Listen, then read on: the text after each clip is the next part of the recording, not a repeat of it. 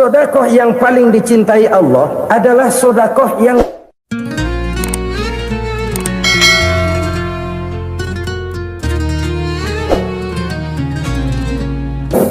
dan kadang-kadang ada orang sedekah itu disebutkan namanya. Apa tidak bagus? Kalau memang niatnya ikhlas, ya bagus-bagus saja untuk memberikan sugesti kepada yang lain. Di bulan bin bulan nyumbang sekian diumumkan, boleh kalau niatnya untuk memberikan rangsangan kepada yang lain supaya dia menyumbang lebih besar dari orang tadi. Tapi kalau itu mendatangkan ria, maka sedekah yang paling dicintai Allah adalah sedekah yang disembunyikan. Tangan kiri saja tidak tahu apa yang diberikan oleh tangan kanan. Sedekah yang dilakukan dengan ikhlas akan merupakan perbendaharaan surga, tersembunyi dari pandangan orang lain, tidak seorang pun tahu. Karena memang sikap yang baik adalah melupakan kebaikan dan mengingat kesalahan. Itu salah satu ciri orang bahagia. Orang yang selalu mengingat kesalahannya dan berusaha melupakan segala kebaikannya. Kalau dia akan ada kebaikan, dia tidak bisa ikut, dia merasa rugi karena dia merasa belum pernah berbuat baik. Tapi kalau akan melakukan kesalahan baru, dia ingat kesalahan yang sudah-sudah, sehingga terhalang baginya untuk melakukan satu kesalahan baru.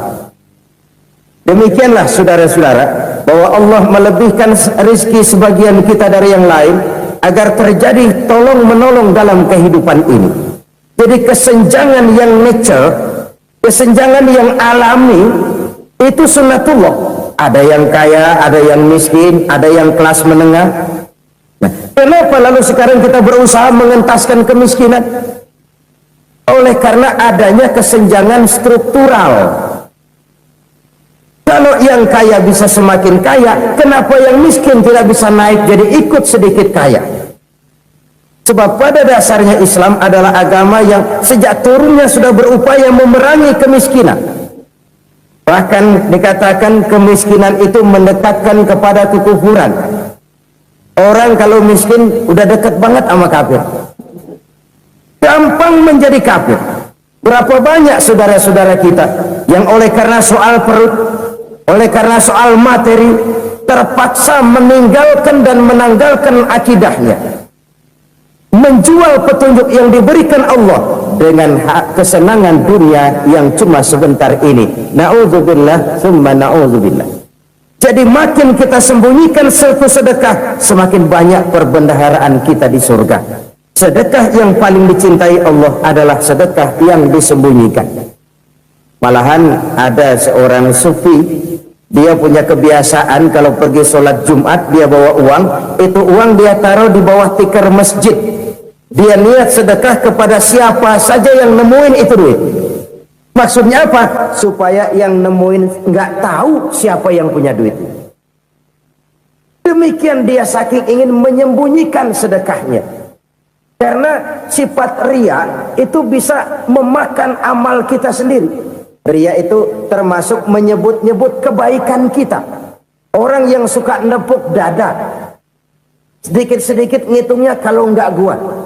Tuh kalau nggak gua tuh yang belah situ, kalau nggak gua, iya kalau nggak lu kenapa emang? Orang yang suka menepuk jasad, biasanya memang begitu saudara-saudara.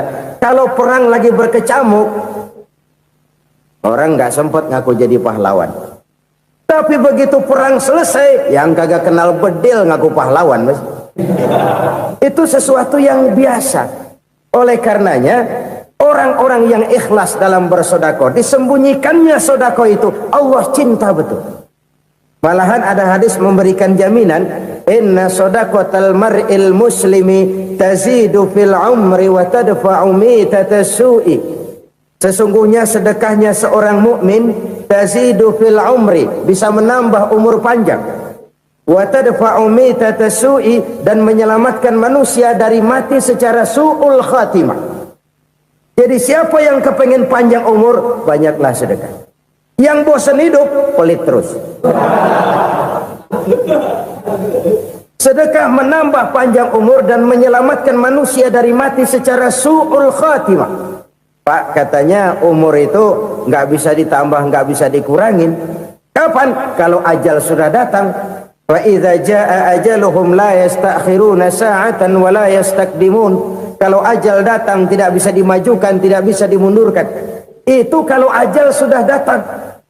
Tidak bisa lagi umur ditambah dikurangi, sudah datang. Tapi kalau belum datang, itu kan haknya Allah. Mau ditambah, mau dikurangi, hak prerogatif Allah. Sebagai pencipta manusia, Allah Maha Kuasa dan Maha Mampu. Sedekah ini menambah panjang umur dan menyelamatkan manusia dari mati secara su'ul khatimah. Itu orang mati kan sama ya, kondisinya mati, nggak nafas. Tapi hakikat mati kan lain-lain. Ada yang mati itu husnul khatimah, baik akhirnya. Misalnya lagi ngaji mati, lagi sholat mati, lagi sedekah mati. Ini yang dinamakan dengan husnul khatimah, baik di akhirnya. Sebaliknya ada yang su'ul khatimah, jelek di akhirnya. Ini yang jadi catatan akhir. Lagi nyekek botol, mampus. Lagi banting kartu, modar. Su'ul khatimah, jelek pada akhirnya. Sedekah menyelamatkan manusia dari mati secara su'ul khatimah. Dan kita semua kepengen mendapat husnul khatimah, jauh dari su'ul khatimah. Oleh sebab itu yang bisa menyelamatkan kita dari penyakit itu antara lain adalah sedekah yang disembunyikan, yang dikerjakan dengan ikhlas karena Allah, tidak karena kepengen dipuji orang, tidak karena ingin dikatakan orang pemurah. Sebab orang dermawan itu orang yang memberi tanpa harus diminta. Kalau masih harus diminta, ya belum dermawan namanya, masih harus diminta. Kalau nggak diminta ya tulus, lolos, polos. Saudara-saudara kaum muslimin rahimakumullah, harta adalah amanat dan akan kita pertanggungjawabkan. Allah melebihkan rizki sebagian kita dari yang lain agar kita saling tolong menolong, bantu membantu. Nabi janjikan siapa yang meringankan beban saudaranya muslim di dunia, Allah akan meringankan bebannya di akhirat nanti. Sebuah jaminan dari baginda Nabi. Si orang yang kita bantu barangkali tidak bisa membalas, Allah yang akan membalas lewat jalan lain yang tidak pernah kita sangka-sangka. Ada orang tanya, Pak, ini ada orang nyumbang masjid sambil marah-marah, bagaimana? Saya bilang sumbangannya aja ambil, marahnya jangan. Marahnya jangan diambil, itu urusan dia.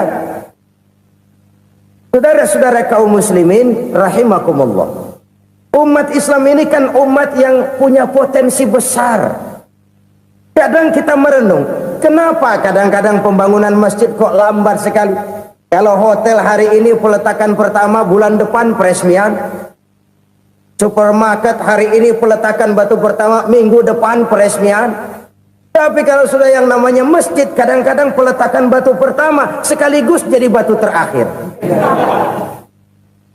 3 tahun, 4 tahun, campur nebar jalak di jalanan, duit dijaring kayak ikan sepat. Apa tidak ada orang Islam yang kaya? Banyak. Apa tidak ada pengusaha muslim yang jadi konglomerat? Ada. Lalu yang belum banyak itu yang komit terhadap nilai-nilai agamanya. Akhirnya kita jatuh jadi umat yang lemah.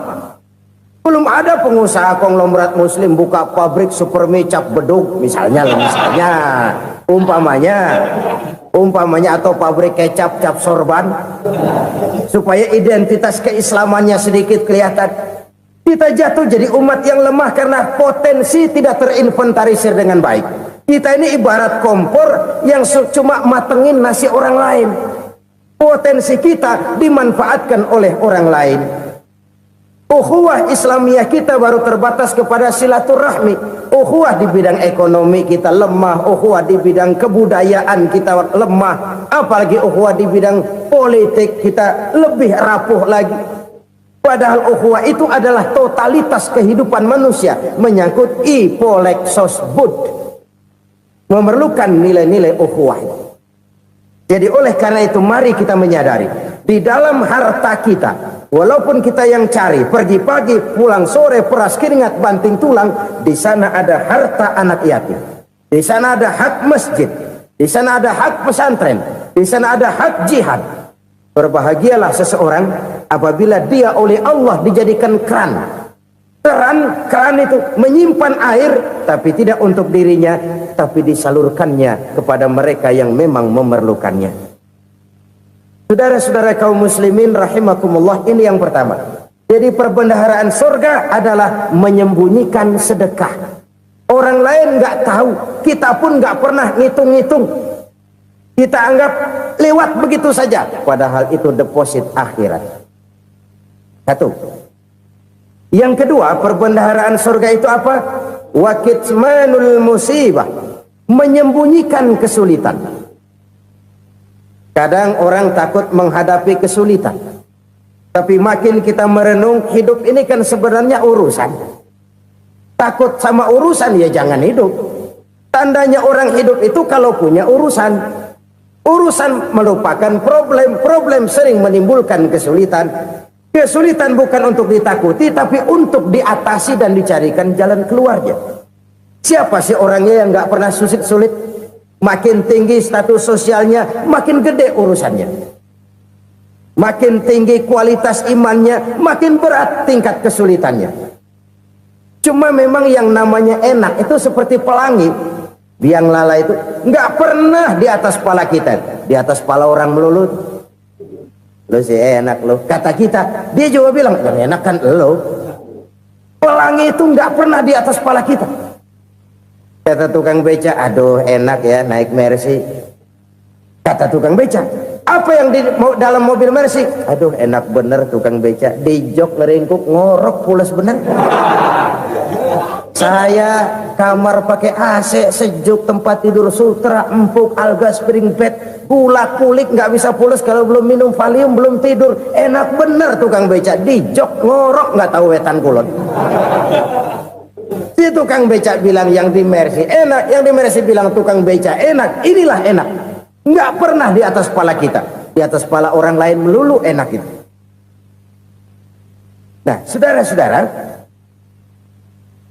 yang merupakan perbendaharaan surga itu orang yang bisa menyembunyikan kesulitan, baik pribadi ataupun rumah tangga. Nih terutama rumah tangga yang jadi soalnya. Kadang-kadang kita ini kalau senang, sebaliknya kalau senang kita diam, kalem aja, cuek. Banyak banget duit kita bawaan, diam aja udah. Malah ketemu orang takut. Tapi begitu susah, sekampung tahu. Padahal Nabi mengajarkan perbendaharaan surga itu menyembunyikan musibah, menyembunyikan kesulitan. Kalau enak, cerita sama orang-orang. Kalau nggak enak, rasain sendiri, tekan sendiri, atasin sendiri. Kita kan sebaliknya. Senang kita diam, asal lagi susah, paling tidak kita nyari teman buat cerita kesusahan. Siapa orangnya yang nggak pernah susah? Cuma soalnya bagaimana kita mengatasi kesusahan itu sendiri. Begitu juga misalnya kalau orang sudah berumah tangga, itu orang tuanya harus menjadi tempat dia cerita yang enak-enak saja. Yang nggak enak rasain berdua, selesaikan berdua, atasin berdua. Jangan dibalik. Asal senang diam, giliran susah aja. Maknya laporan. Terbalik. Bisa menjaga security informasi. Maka nama bayam keluar diem, malah seluitan. Enak amat lo makan daging ayam. Security informasi. Saudara-saudara kaum muslimin rahimakumullah, ujian yang terberat itu yang pernah diberikan kepada para nabi, para rasul, para aulia, para ulama. Makin tinggi keimanan, makin berat bentuk kesulitan. Ayo saya kemukakan satu contoh saja. Ada seorang nabi yang kaya, nabi kaya, namanya Nabi Ayub. Iblis kalau orang begini kan keki, ibadahnya rajin, kaya. Nih yang kayak begini susah digodain. Kalau ibadahnya rajin, miskin, kali bisa disogok. Sini imannya mantap, ibadahnya rajin, kaya, nabi lagi. Oh, tapi namanya iblis, nggak kurang akal. Laporan, Tuhan, kenapa Les? Ya ini bahasa saya, bahasa Qurannya sih nggak gitu. Itu hambamu yang namanya Ayub, dia rajin ibadah cuma karena dikasih kaya aja. Coba kasih miskin dia, berhenti dia sembahyang. Ah, kamu bisa aja. Saya tahu Ayub itu hambaku yang ikhlas. Saya buktiin Tuhan, silahkan. Dibuktiin lah, iblis turun ke alam ini. Yang mula-mula dia lakukan, dia rusak sawah ladang Nabi Ayub. Dia binasakan binatang ternak Nabi Ayub. Sehingga dalam waktu singkat, jatuhlah Nabi Ayub dari orang paling kaya jadi orang paling miskin. Beliau masih ibadah di mihrab dalam masjid. Datang iblis. Saudara Ayub, ya, lagi ngapain? Ibadah. Nyembah Allah, nyembah Allah. Oh, percuma. Kenapa? Tuhan yang ente sembah nih, dia udah bikin miskin ente. Sawah ladang ente hancur lebur, binatang ternak binasa. Sekarang ente jadi orang paling miskin. Ngapain nyembah Tuhan kayak begitu? Tekor. Udah berhenti dah ibadah, berhenti ibadah. Ini iblis sama Tuhan laporannya lain, yang dikerjakan kepada Nabi Ayub juga lain. Benar begitu iblis, kata Nabi Ayub. Iya, sawah ladang saya habis, buras. Binatang ternak saya binasa, binasa. Saya miskin, bangpak. Apa jawab Nabi Ayub? Bukan innalillahi, ini hebat.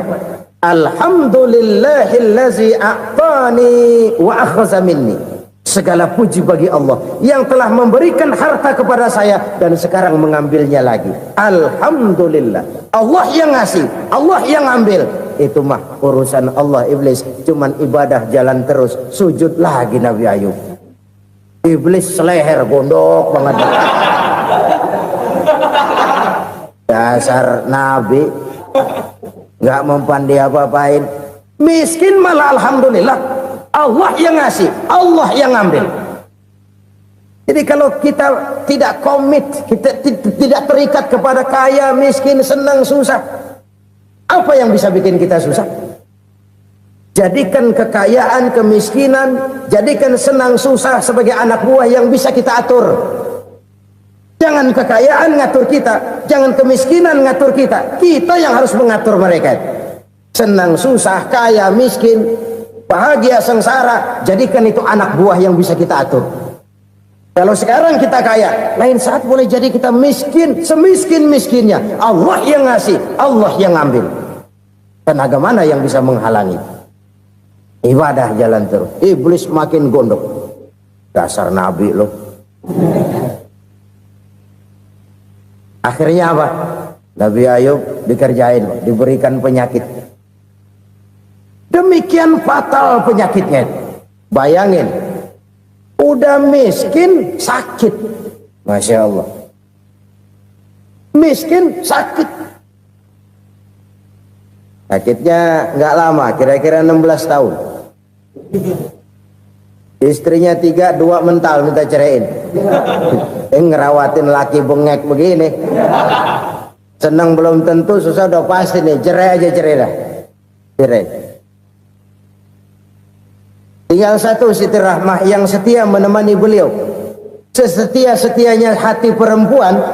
Satu saat Siti Rahmah bilang, "Bang, iya, abang kan Nabi, Bang. Lalu, namanya Nabi kan doanya jarang meleset, Bang. Maksud kamu minta kenapa sih sama Tuhan biar abang sembuh, baik dah, Bang?" Siti Rahmah, iya. Saya sakit berapa tahun sih dah? 16 tahun, Bang. Sebelum ini saya sehat berapa tahun? Ya kira-kira 60 tahun, Bang. Nah, coba ente banding-bandingin, Rahmah. Saya dikasih sehat 60 tahun, dikasih sakit 16 tahun. Sudah nggak sabar mau doa kepada Allah minta sembuh. Saya malu kepada Allah. Diuji dengan yang luar biasa seperti ini, tidak mengganggu stabilitas kehambaannya. Dia tetap menghamba kepada Allah Subhanahu wa ta'ala. Saudara-saudara kaum muslimin rahimakumullah. Kunci menghadapi kesulitan itu apa? Allah jelaskan dalam satu ayat, wa basyiris sabirin alladzina iza asabathum musibah qalu inna lillahi wa inna ilaihi raji'un. Gembirakan orang-orang yang sabar. Siapa mereka itu? Yang apabila mendapat musibah mereka kembali kepada keyakinan dasar, segalanya dari Allah dan segalanya akan kembali kepada Allah. Ini konsepsi dasar dari sikap muslim dalam menghadapi berbagai kesulitan. Segalanya dari Allah, segalanya akan kembali kepada Allah. Kalau ini sudah kondisi dasarnya, maka kita akan lapang menghadapi kenyataan bagaimanapun pahitnya. Apakah itu namanya miskin, apakah itu namanya sakit, bahkan maut sekalipun. Maut sekalipun. Segalanya dari Allah, segalanya akan kembali kepada Allah. Ini sikap hidup, bukan sekedar ucapan. Kita kadang-kadang menjadikannya sebagai ucapan. Mulutnya sehingga berhenti, innalillahi wa inna ilaihi raji'un, tapi nangisnya terus gerung-gerungan. Bukan itu, ini kesadaran moral. Kalau segalanya dari Allah, segalanya kembali kepada Allah, kan sebenarnya cuma nunggu giliran. Hari ini saya nyembayangin dia, entah hari apa saya disembayangin orang. Hari ini saya antar dia ke kubur, entah hari apa orang nganterin saya ke kubur. Hari ini saya tahlilkan dia, entah nanti kapan orang tahlilkan saya. Segalanya dari Allah, segalanya akan kembali juga kepada Allah. Oleh sebab itu saudara-saudara, kesulitan bukan untuk ditakuti. Kesulitan justru untuk diatasi, dicarikan jalan keluarnya. Dan tidak ada orang yang tidak pernah mendapat kesulitan. Tidak ada. Semakin tinggi status sosial, semakin tinggi kualitas keimanan, semakin besar juga tingkat kesulitan. Hanya saja bagaimana cara kita mengatasinya. Dan Al-Quran menyatakan, inna ma'al usri yusra. Di balik kesulitan itu pasti ada kemudahan. Roda itu berputar. Karena itu Rasulullah Sallallahu Alaihi Wasallam mengingatkan kepada kita, ta'arraf ilallahi firraha ya'rifka fisyiddah. Ingatlah kepada Allah di waktu kamu senang, supaya Allah ingat kepada kamu di waktu kamu susah. Kalau waktu senang kita ingat kepada Allah, kita susah, Allah tidak akan meninggalkan kita. Tapi kalau waktu senang kita jauh dari Allah, sujud tidak sempat, dengan masjid jauh, ketika senang kita lupakan Allah. Nanti begitu kita susah, Allah lupakan kita. Dan itu menyakitkan. Oleh karena itu orang-orang tua kita dulu bilang, kalau lagi sehat ingat-ingat lu bakal sakit nanti. Kalau lagi kaya ingat-ingat satu saat kita bakal jatuh miskin. Bahkan kalau lagi muda ingat-ingat kita bakal tua. Dan yang terpenting kalau lagi hidup ingat-ingat kita bakal mati.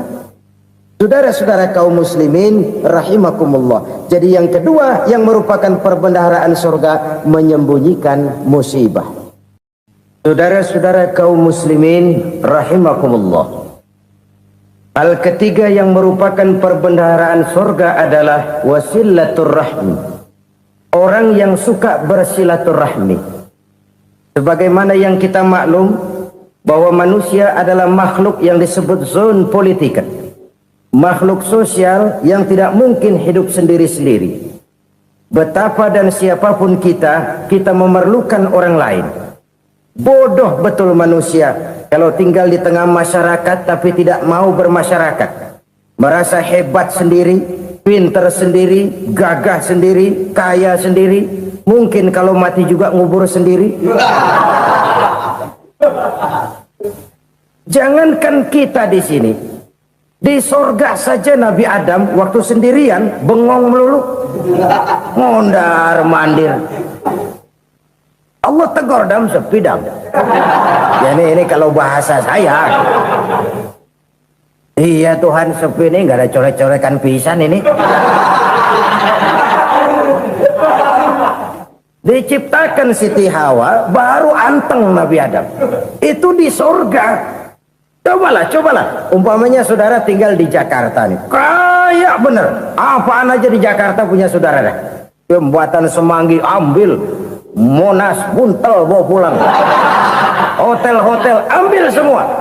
Cuman tinggal di Jakarta sendirian, apa enaknya? Betapa dan siapapun kita perlu orang lain. Tidak ada seorang pun yang bisa memenuhi kebutuhan hidupnya secara sendiri-sendiri.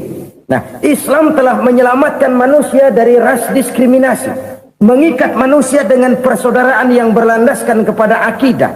Karena itu dianjurkan bersilaturahmi. Bahkan Nabi menyatakan, man arada ayyubsata lahu fi rizqihi wa yunsa'a fi atharihi falyasil rahimah. Siapa yang kepengen diluaskan rezekinya dan dipanjangkan usianya, banyaklah ia bersilaturahmi. Siapa yang kepengen dimudahkan rezekinya, hendaknya ia banyak bersilaturahmi. Kalau banyak teman, kesulitan kan paling tidak ada tempat cerita. Udah susah, sendirian kita pikirin diri, nggak ada tempat tukar pikiran. Cepet banget sama bengek. Dilawan sendiri. Nah, secara makro kita bisa berkata, tidak mungkin ada kemenangan kalau tidak ada kekuatan. Tidak ada kekuatan kalau tidak ada kesatuan dan persatuan. Tidak mungkin ada kesatuan dan persatuan tanpa semangat silaturahmi. Kalau umat Islam mau menang, dia harus kuat. Kalau umat Islam mau kuat, dia harus bersatu. Kalau umat Islam mau bersatu, dia harus membudayakan silaturahmi ini. Bahkan sampai-sampai kata Nabi, kalau bisa cari nilai tambah. Apa? Silman qata'ak. Bersilaturahmilah kau kepada orang yang marah denganmu. Masya Allah, indahnya ajaran agama kita. Orang yang marah pun kepada kita, kata Nabi, kalau bisa bersilaturahmilah kepadanya, kepada orang yang marah itu. Di situ nilai tambah. Cuman jujur nih hadis, ngucapinnya gampang, ngamalinnya yang berat banget. Orang marah sama kita disuruh silaturahmi, ada apa malu? Lu marah, ada gua marahan lagi. Tunggu pikirin. Saudara-saudara kaum muslimin rahimakumullah. Tapi ini yang diajarkan, bahkan ini yang dicontohkan oleh baginda Rasul. Bagaimana begitu mudah, misalnya satu saat Abu Jahal ini ngatur strategi bagaimana bikin Muhammad celaka. Dia gali lubang di depan tempat tidurnya.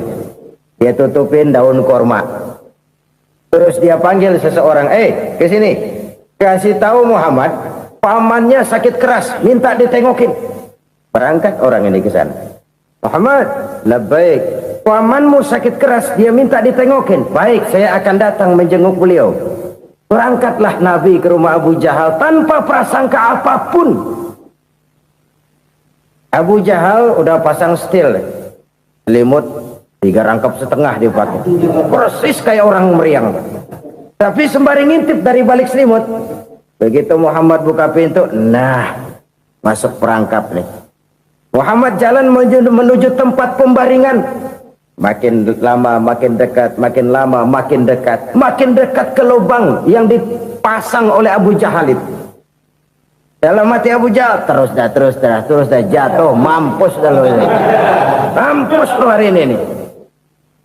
Apa yang terjadi? Malaikat Jibril datang. Muhammad, pamanmu cuma pura-pura sakit.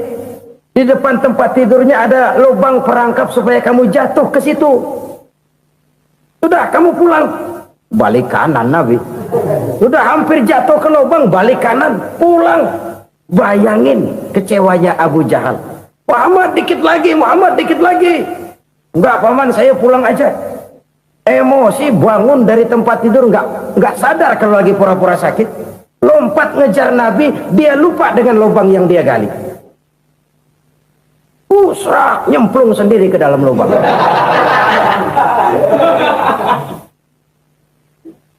Nabi terus berlalu. Ini terjadi keanehan. Jatuh ke lubang yang dia gali itu sebenarnya nggak terlalu dalam ya, antara 3-4 meteran lah. Tolong saya jatuh ke lubang ini. Datanglah pelayan-pelayannya itu. Angkat saya dari sini. Oh, yang ngulurin tambang. Satu gulung, belum juga nyampe itu tambah. Kurang, beli lagi ke warung. Sambung, ulur lagi, nggak juga bisa sampai. Wah, ini kerjaan Muhammad ini. Tolong, siapa salah seorang kamu ke rumah Muhammad, kasih tahu encangnya kecebur. Minta ditolongin. Sampaikan kepada Rasul. Kenapa? Pamanmu jatuh ke lubang, Muhammad minta tolong diangkatin. Hambang udah nyambung-nyambung gak nyampe juga. Ya, nanti saya datang, saya tolong. Cobain. Nyata-nyata orang berniat jahat mau mencelakakan dia. Datang dia menolong. Ini yang disebut air tuba dibalas air susu ya ini. Bukan sebaliknya. Air tuba dibalas air susu. Paman, kecebur ya? Iya Muhammad, tolong ini. Pegang tangan saya.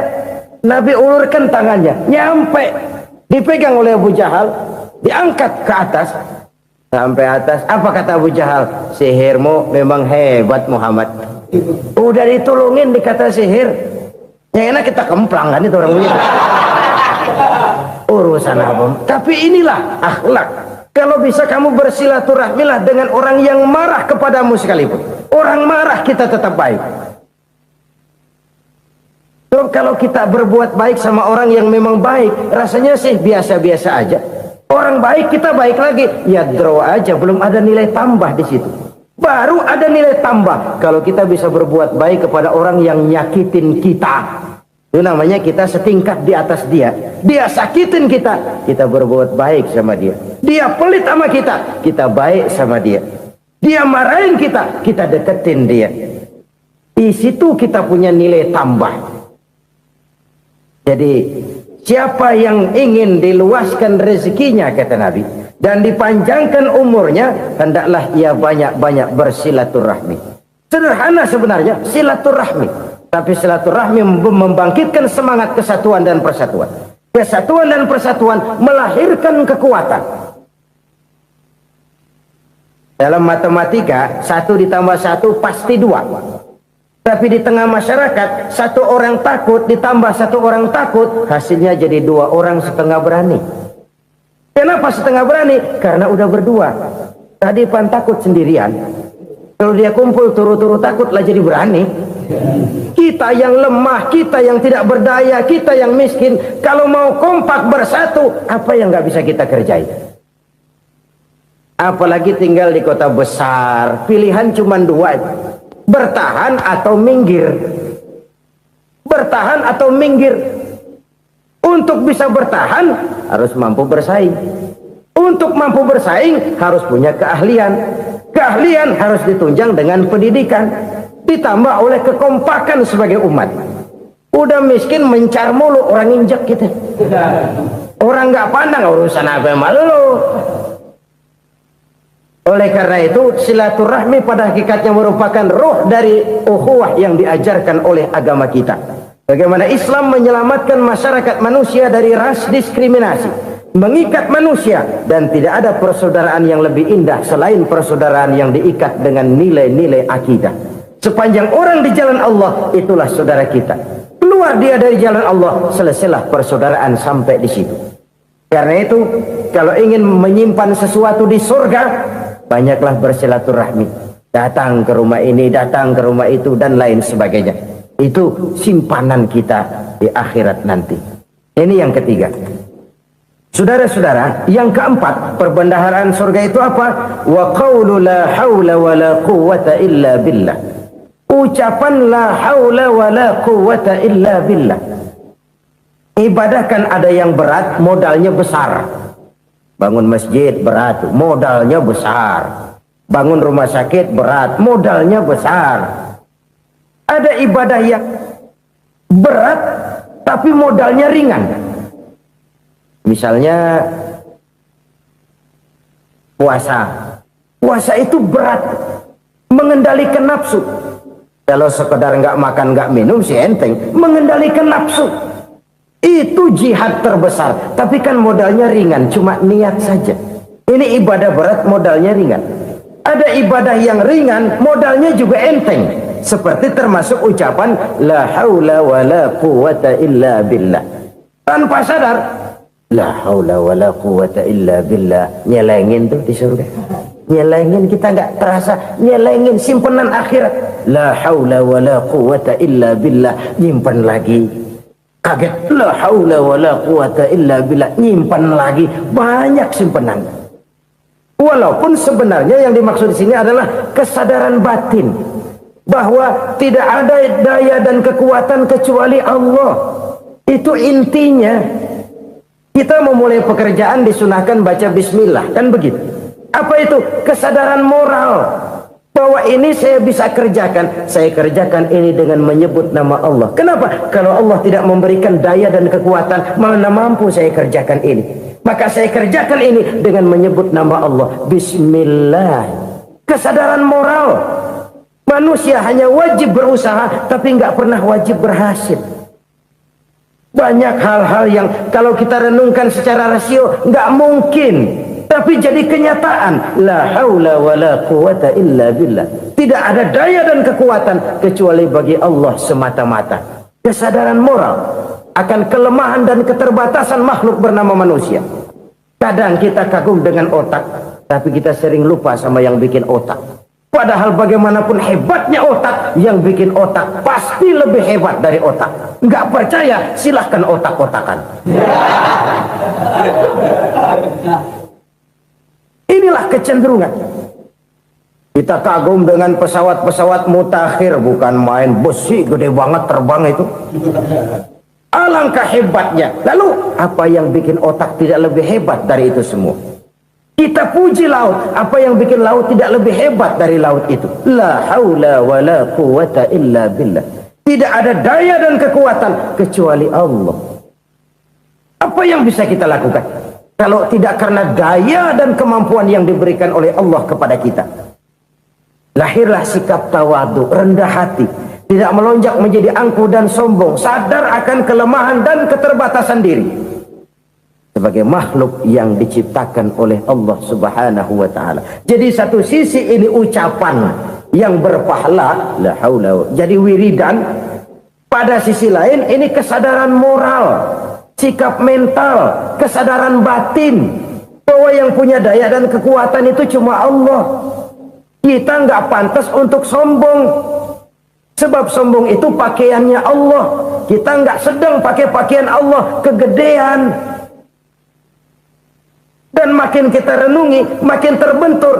Apa sih yang bisa kita sombongin? Kita mau sombong apa? Kaya, pintar, itu kan semua relatif. Di atas langit masih ada langit lagi. Jadi oleh karenanya, marilah kita menyadari, manusia hanya wajib berusaha, tapi tidak pernah wajib berhasil. Yang berusaha saja tidak wajib berhasil, apalagi yang tidak berusaha. Islam bukan agama orang pemalas yang selesai sholat lalu endelohom, nggelenggem ayem-ayem. Tapi Islam bukan agama orang sombong yang setelah berusaha lalu tidak memerlukan Allah. Kita bisa saja bikin proyeksi, tahun sekian kita bakal panen besar menurut perhitungan otak. Tapi ada kejadian lain. Apa? Tikus ngambek. Habis itu dimakanin tikus, panen gagal. Proyeksi rasional gagal oleh tikus-tikus yang ngambek itu. Bisa saja terjadi.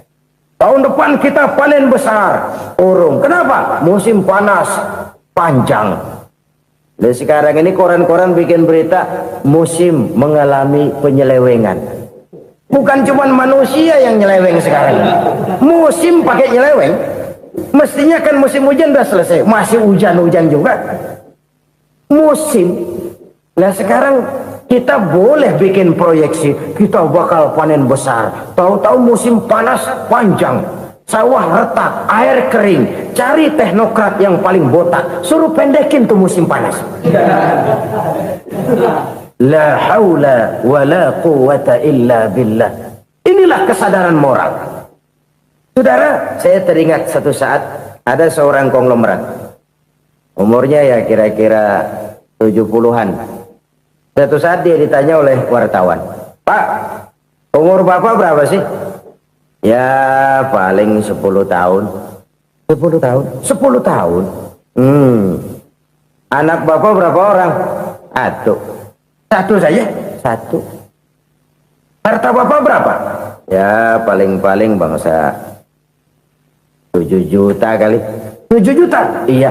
Pak, kenapa Bapak bohongi saya? Bapak punya buku biografi. Koran-koran, majalah-majalah banyak memuat cerita riwayat hidup Bapak. Saya tahu umur Bapak 70. Kenapa bilang cuma 7 tahun? Saya tahu anak Bapak 8. Kenapa cuma bilang 1? Saya tahu harta Bapak miliaran, mungkin triliunan. Pabrik di mana-mana, bank di mana-mana. Kenapa bilang uang Bapak cuma 7 juta? Nah, kata si konglomerat tadi, kamu benar nak, kamu benar. Umur saya kalau jumlahnya memang 70 nak. Cuman ingat-ingat saya, baru 7 tahun terakhir ini saya sujud. Baru 7 tahun terakhir ini saya berusaha dekat dengan Allah. Saya laksanakan perintahnya, saya jauhi larangannya. 7 tahun inilah rasanya yang ada nilainya di hadapan Allah. Yang 63 tahun matong, kelabu, kelam umur gue. Habis untuk maksiat, untuk munkarat. Maka ketika ditanya tadi, umur saya 7 tahun itu.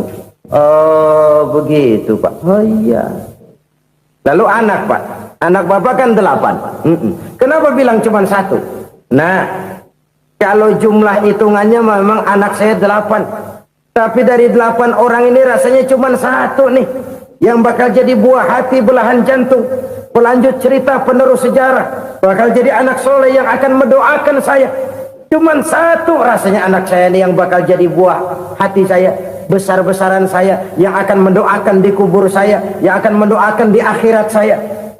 Yang 7 orang mana? Masya Allah, yang satu tenggeng, yang satu nyekek botol mulu, yang itu nggak karu-karuan.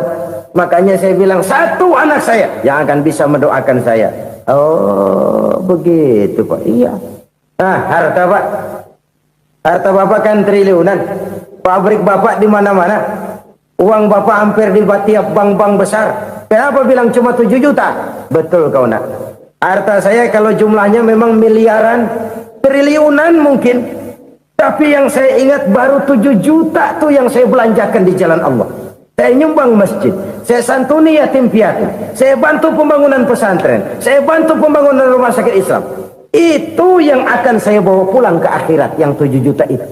Yang triliunan itu nanti akan diperebutkan oleh anak-anak saya sebagai waris saya. Jadi harta saya 7 juta itu yang bakal nemenin saya di akhirat, yang akan saya bawa pulang jadi teman saya. Saudara-saudara kaum muslimin, jangan-jangan orang tua itu adalah kita-kita ini. Jangan-jangan kita-kita ini adalah orang tua itu. Jangan-jangan itu potret dari diri kita masing-masing. Dari sekian umur yang diberikan Allah, berapa tahun yang ada nilainya di hadapan Allah? Dari sekian anak-anak yang merupakan amanah, berapa yang akan mendoakan kita sebagai orang tuanya menjadi anak soleh? Dari sekian banyak harta yang diberikan Allah, berapa yang akan kita bawa pulang menghadapnya nanti, yang kita belanjakan di jalan Allah? Ini sebuah potret kehidupan. Karena itu kita kembali kepada la haula wa la quwwata illa billah. Kita wajib berusaha, kita wajib berikhtiar. Selebihnya segala daya dan kekuatan hanya milik Allah saja semata-mata. Satu kesadaran batin dari setiap pribadi muslim.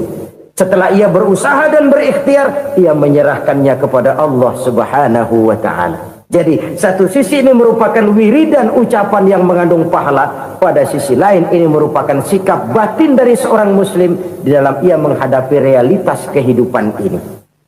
Saudara-saudara kaum muslimin rahimakumullah, kalau ini kita jadikan satu basis kehidupan, maka ini akan menyelamatkan manusia dari kemungkinan tergelincir menjadi orang yang lupa diri dan lupa darat. Sebab itu Imamul Ghazali berpesan, jadidis safinah fa innal bahra amiq wa khuziz zad fa inna safara ba'id wa khaffifil hamla fa innal hamla sadid. Perbarui selalu kapalmu karena lautan sangat dalam.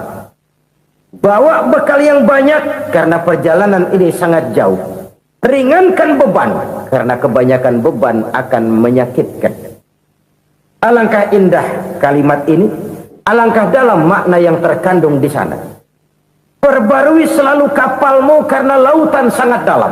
Apa artinya ini?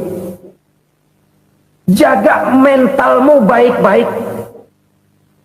Pelihara imanmu baik-baik, karena hidup penuh cobaan seperti lautan. Kita kalau berlayar di lautan kan kadang-kadang tenang, angin bertiup sepoi-sepoi basah. Jika malam datang, bintang gemintang bertabur menghias cakrawala, rembulan memantulkan sinarnya dengan indah. Dalam keadaan begitu berlayar enak, tapi lain saat ombak menggunung, halilintar menyambar, angin topan bertiup. Berapa banyak sudah saudara-saudara kita yang tenggelam di lautan dunia tanpa sadar bahwa dia belum sampai kepada pantai yang akan dituju. Berapa banyak sudah saudara-saudara kita yang tenggelam di lautan dunia ini tanpa sempat bangkit lagi. Dia menyangka sudah sampai kepada tujuannya. Hati-hati kapal jangan sampai bocor karena lautan sangat dalam. Iman ini jaga baik-baik karena hidup penuh dengan ujian. Wa khuzizat fa inna safar ba'id. Bawa bekal yang banyak karena perjalanan sangat jauh. Saudara mau ke Bandung, bawa duit. Saudara mau ke Surabaya, banyakan lagi duitnya.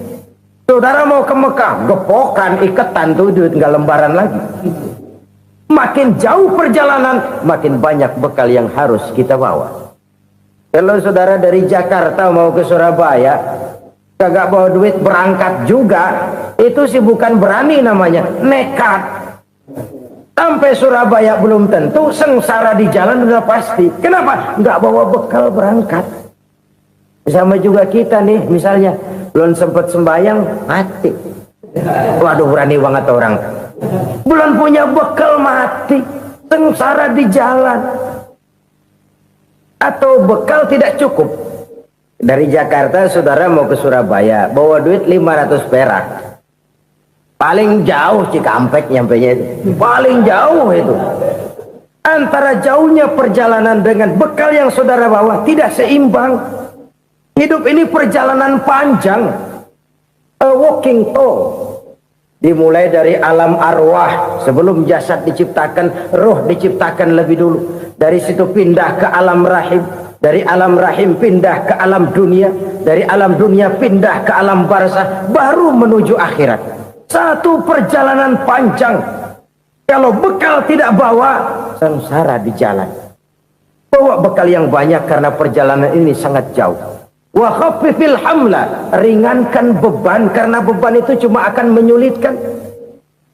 Kalau bekal itu sih keperluan, tapi beban nggak kita perluin, coba ngeberat-beratin. Apa ini beban? Dosa, kecurangan, kebatilan, kesoliman, ketidakadilan, kesewenang-wenangan. Itu akan jadi beban kita di akhirat. Alangkah celakanya, perjalanan panjang, bekal tidak bawa, beban kelewat banyak, alamat sengsara di jalan. Pahala tidak ada, dosa berlipat ganda. Na'udzubillah, summa na'udzubillah. Kalau kita rangkum nasihat Al-Ghazali dengan kisah si konglomerat tadi, kita akan mengambil kesimpulan. Pertama, bekal terbaik dalam menghadapi gejolak kehidupan ini tidak lain adalah iman. Yang kedua, pahala dan dosa. Dua hal kontroversial. Pahala adalah bekal, dosa adalah beban. Tapi kita sekarang kan tidak begitu terangsang kepada yang abstrak. Orang berlomba mencari yang konkret-konkret saja, yang real. Kalau memang dosa, benjol dong, kira-kira begitu. Kira-kira begitu. Persis orang Yahudi dulu.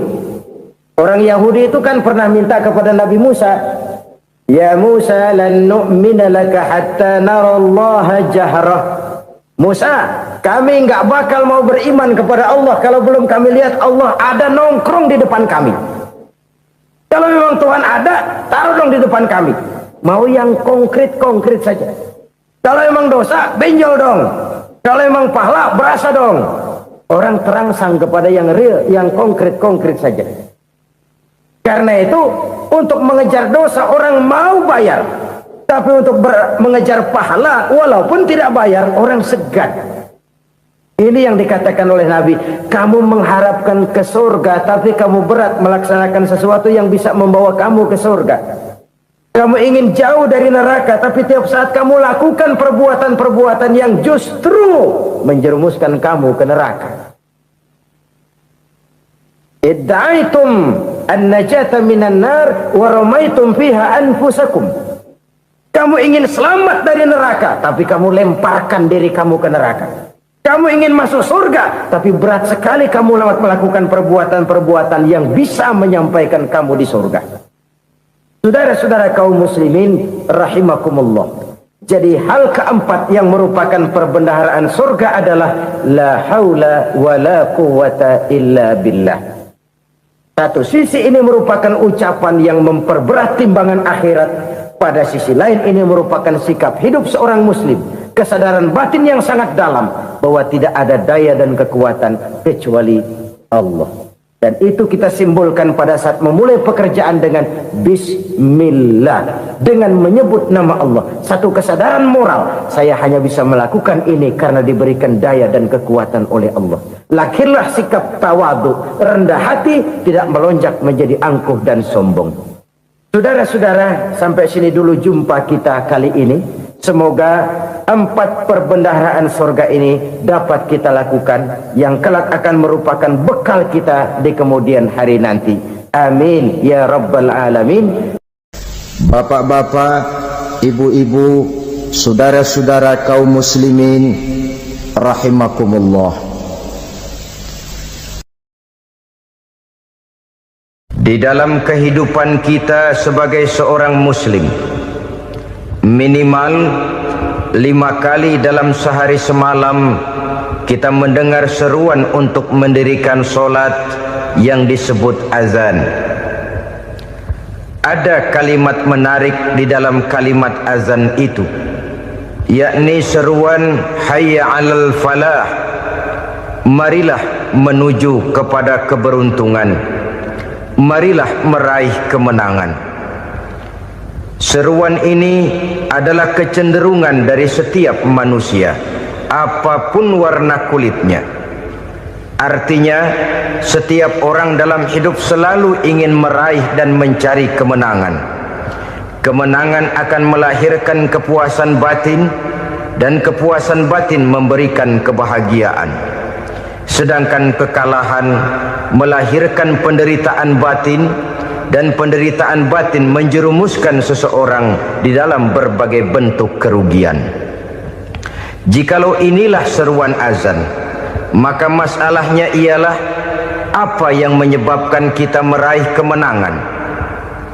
Al-Quranul Karim memberikan tuntunan dan ajaran kepada kita bahwa orang-orang yang memperoleh kemenangan itu tidak lain adalah orang-orang yang bertakwa.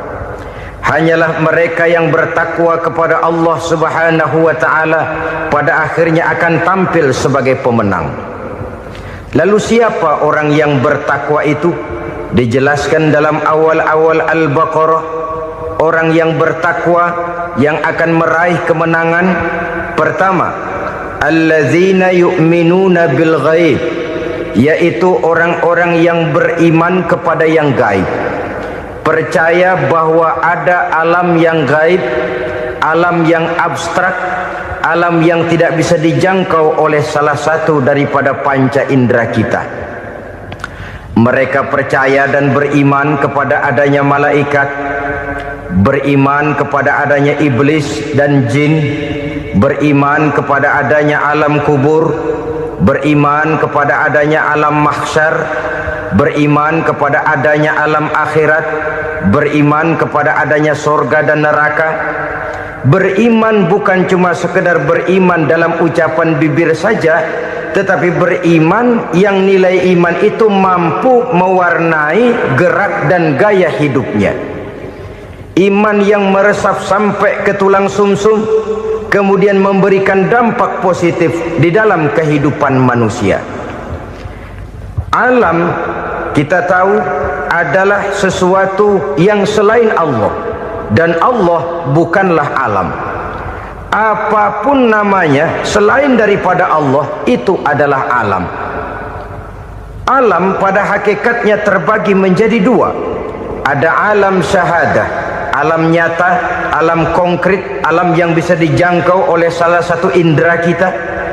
Kemudian ada alam ghaib, alam yang tidak bisa dijangkau oleh panca indera kita, alam metafisika, alam abstrak, alam yang wajib kita imani keberadaannya. Kita percaya bahwa malaikat itu ada, kita percaya kepada jin, bahwa jin itu ada, kita percaya kepada adanya iblis dan setan. Bukan percaya kepada iblis dan setannya, percaya bahwa iblis dan setan itu ada. Itu termasuk salah satu daripada sifat orang yang bertakwa kepada Allah. Saudara-saudara kaum muslimin rahimakumullah, kecenderungan pembangunan yang lebih bersifat materialistis biasanya menggeser aspek kehidupan rohani. Orang berpikir empiri, dan dalam pola pikir yang demikian maka alam gaib tidak lagi mendapat perhatian. Aspek kehidupan yang bersifat rohaniah malah mulai ditinggalkan. Akibatnya terjadilah kepincangan di dalam kehidupan kita. Pernah ada satu pengalaman pribadi dalam perjalanan kembali ke tanah air. Dalam pesawat di sebelah kanan saya duduklah seorang Jerman namanya Heiner Simonsen. Iseng saya ajak kenalan, saya ajak ngobrol, saya tanya dia. Saya bilang, Mas Heiner ini, kalau pesawat yang kita tumpangi ini jatuh ke bawah, kira-kira apa yang bakal terjadi, Mas? Dia bilang, kita semua akan mati. Begitu? Iya. Oke. Apa itu mati? Tanya saya. Dia bilang, untuk tahu apa itu mati, kita harus tahu lebih dahulu apa itu hidup. Saya pikir nih bule bisa ngomong juga. Baiklah kata saya. Apa hidup menurut Anda itu? Oh, hidup itu dia bilang, kalau seluruh anggota badan kita bekerja secara normal, paru-paru memompa darah secara normal, jantung berdetak secara normal, sel-sel tubuh bekerja secara fit, dan organisme tubuh hanya mau bekerja secara normal, dia bilang, kalau kita memberi makan yang cukup, menu yang teratur, dan gizi yang lengkap. Saya bilang, kesimpulannya apa, Ner? Dia jawab, hidup adalah dari tangan ke mulut. Life is from the hand to the mouth, kata dia. Hidup adalah dari tangan ke mulut. Jadi masalah hidup tidak lebih daripada masalah isi perut. Orang pergi pagi, pulang sore, peras keringat, banting tulang, perut yang dibelain. Saya bilang, you are wrong. Sampean salah, Ner. Kamu orang Islam bukan? Bukan. Pantas. Kenapa saya salah? Dia bilang, ya jelas salah. Salahnya di mana? Kamu ini manusia. Kalau hidup cuma dari tangan ke mulut, saya bilang, kambing di kampung saya juga begitu pikirannya, Ner. Itu kambing di kampung saya, asal perutnya kenyang, sudah hidup dia. Perkara besok bagaimana, lusa prospeknya macam mana, bulan depan ada apa, kambing nggak pernah mikir. Di kampung saya kambing juga pikirannya begitu. Kamu Kristen ya? Tadinya. Loh kok tadinya, lalu apa sekarang kamu ini? Dia bilang, sekarang saya netral. Saya tidak beragama, tapi saya percaya kepada Tuhan sebagai pencipta alam. Saya ingat benar dia bilang, I haven't any religious, but I believe to God as the creator of the world. Kenapa bisa netral begitu, Ner? Habis saya bingung katanya.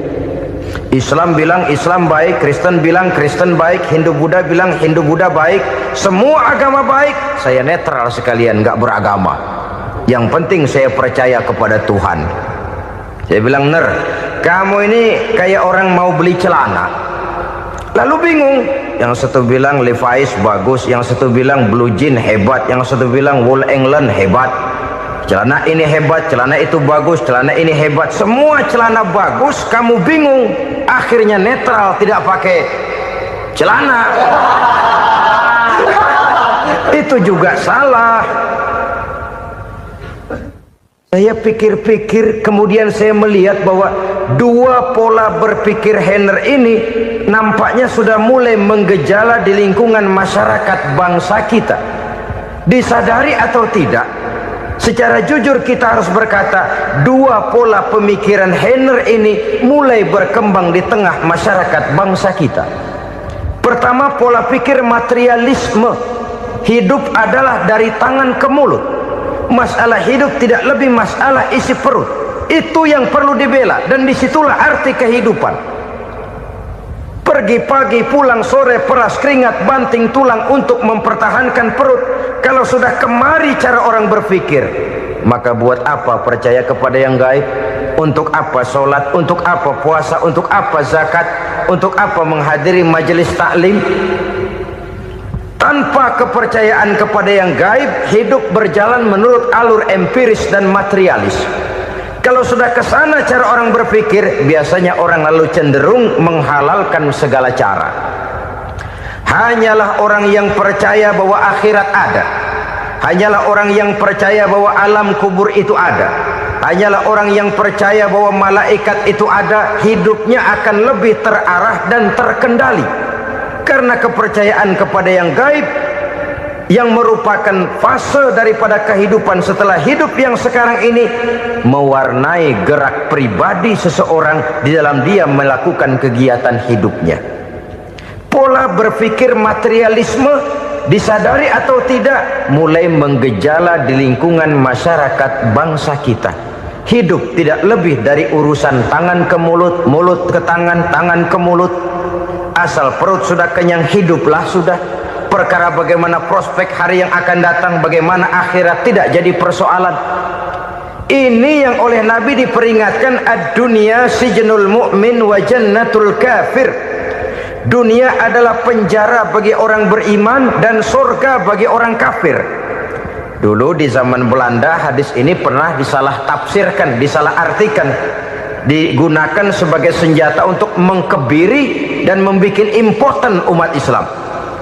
Sudahlah umat Islam gak usah macam-macam, kata Belanda.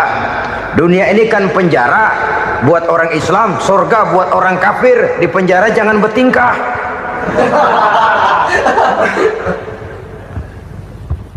Pengertiannya tidak begitu. Dunia adalah penjara bagi orang mukmin. Artinya dalam kehidupan dunia seorang mukmin tidak bebas memperturutkan hawa nafsunya. Di penjara hawa nafsunya itu. Sebaliknya surga bagi orang-orang kafir. Buat orang kafir, surgalah dunia ini. Mereka bebas memperturutkan hawa nafsunya. Dilarang tidak terlarang, dicegah pun tidak tercegah. Mereka hidup menurut alur bisikan nafsu mereka sendiri. Kemudian bila ajal datang, maut merenggut nyawa, selesailah surganya sampai di situ. Maka bagi orang-orang yang tidak percaya kepada adanya akhirat, kepada adanya alam gaib, surganya sebatas umurnya.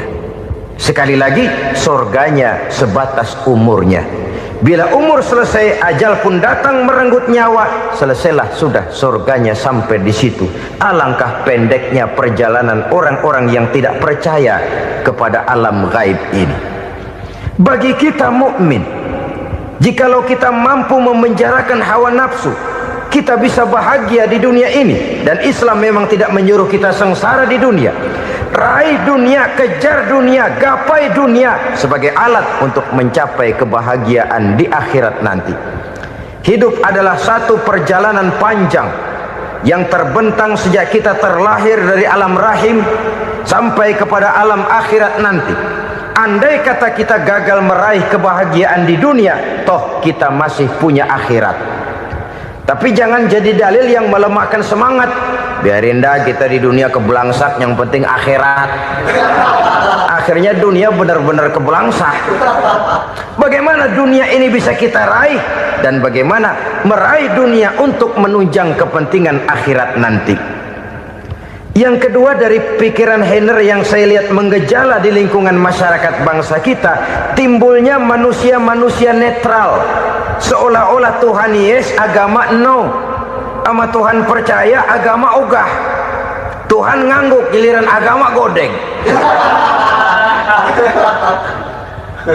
Padahal hampir dalam setiap ayat dalam Quran, kata-kata amanu biasanya bergandeng dengan wa amilus sholihat, iman dan amal soleh. Ini sebagai isyarat Tuhan dan agama jangan pernah dipisah-pisah. Apabila kita bertuhan, maka kita harus beragama. Apabila kita beragama, maka agama itu harus bersumberkan dari Tuhan yang kita imani itu. Tidak mungkin kita pisah, Tuhan yes, agama no. Sama Tuhan percaya tapi agama bikin sendiri. Sembayangnya cukup